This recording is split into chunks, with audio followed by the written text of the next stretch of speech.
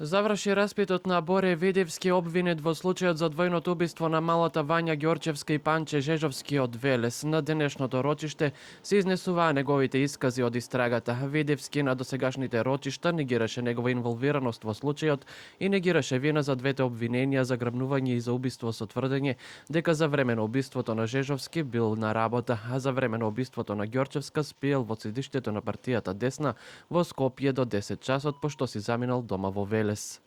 Останувам кон се што кажав во полиција. Целата ситуација потекна пред јас да знам што се договориле претходно. Јас бев во финансиска криза, па ја прифатив идејата да изнудиме пари како што тие претходно се договориле. Изјавил Боре Видевски во исказот на 4.12.2023 година. Според неговите тврдења не се договарале за киднапирање, туку Литија против промена на името на МПЦ. Не знам точно, ова е моја предпоставка. Партијата планираше повеќе активности, главна беше Македонската православна црква Охридска архиепископија, кога ќе се направат 130-140 декларации да се поделат по помесните цркви, но тоа да не биде влегување и оставање на декларациите на одредена личност, туку во вид на организирана литија со граѓани од Велес и други градови, бидејќи планот беше да се тргне од Велес прво, па потоа и од другите градови. Одговарајќи на прашањето зошто користеле радиостаници и кога станува збор пак за оружјето што го поседува, вели дека последно што направил е во 2017 година, кога ги обновил дозволите и не се сеќава каде се наоѓа поради некористење долго време.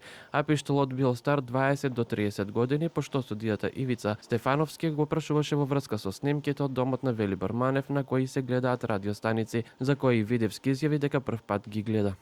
Прв пат ги видов и мислам дека беа за проба донесени, да видиме дали работат. Не сум сигурен воопшто за сатницата. Мислам дека не е во раните утрински часови, туку е навечер. Причината поради која се случува не знам ни сам.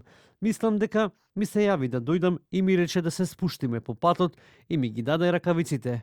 Без да размислам, ги ставив и продолживме надолу по улицата, но се вративме брзо, за 10 минути бидејќи не видов никаква цел каде што треба да се оди. Ми беше глупо и се вративме. Неговата одбрана вели дека јавноста може да верува во вториот исказ даден од Видевски, поради како што вели дека пред да се даде првиот исказ имало притисок врз обвинетиот. Евидентно е дека е употребена тортура од страна на полицијата врз него и тоа е евидентно и по неговата здравствена состојба. Ќе потсетам само на фактот дека во текот на оваа постапка додека се одржува рочиштата, истите беа одлагани затоа што тој беше сместен на клиниката за нефрологија, а токму како последица од претрпените повреди, токму од тоа тепање кое што е доживеано пред да биде даден првиот исказ во полиција и првиот исказ во јавното обвинителство. Судскиот процес продолжува со следно рочиште на 2 април со почнување на распитот на обвинетиот Владко Кешише, по кого треба да им се изврши распит на Александар Ѓорчевски, татко на Вања, и на Љупчо Палевски Палчо.